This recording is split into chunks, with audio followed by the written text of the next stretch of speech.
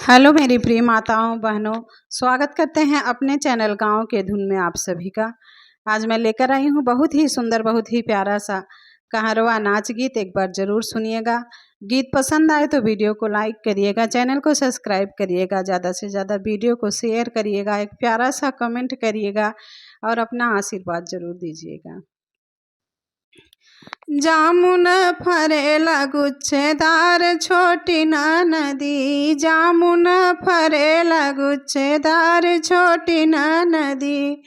जामुन फरेला गुच्छेदार छोटी ना नदी,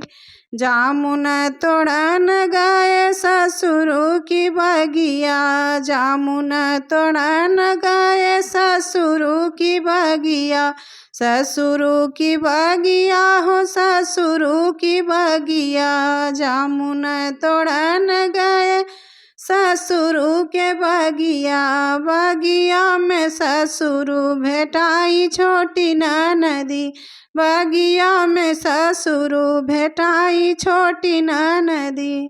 ऐसन बहुआ के लाज ना शरमिया,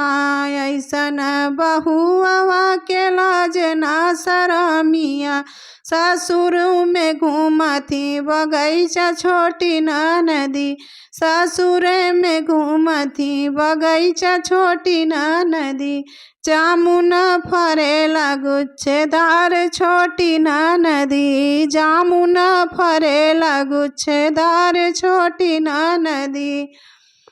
जामुन फरेला गुच्छेदार छोटी ना नदी, पनिया भरन गए भसुरु के कुआनवा, पनिया भरन गए जेठ के कुआनवा,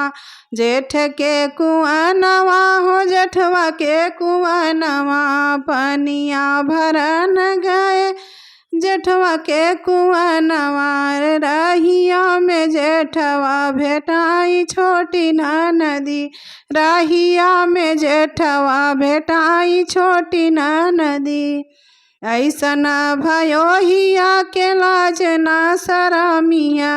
ऐसन भयो हिया के लाज ना शरमिया, ससुर में घूमती कुआनवा छोटी ना नदी, ससुर में घूमती कुआनवा छोटी ना नदी, जामुन फरेला गुच्छेदार छोटी ना नदी, जामुन फरेला गुच्छेदार छोटी ना नदी, सेजिया सुतन गए ससुरु की महलिया, सेजिया सुतन गए ससुरु की महलिया, ससुरु की महलिया हो ससुरु की महलिया, सेजिया सुतन गए ससुरु की महलिया, रे महलों में सैया भेटाई छोटी ना नदी, महलों में सैया जी भेटाई छोटी ना नदी, ऐसन रनियवा के लाज ना शरमिया, ऐसन रनियवा के लाज ना शरमिया, मैया मोर अंगनवा में ठाढ़ छोटी ना नदी, माई मोर अंगनवा में ठाढ़ छोटी ना नदी, बहनी मोर अंगनवा में ठाढ़ छोटी ना नदी, जामुन फरेला गुच्छेदार छोटी ना नदी, जामुन फरेला गुच्छेदार छोटी ना नदी।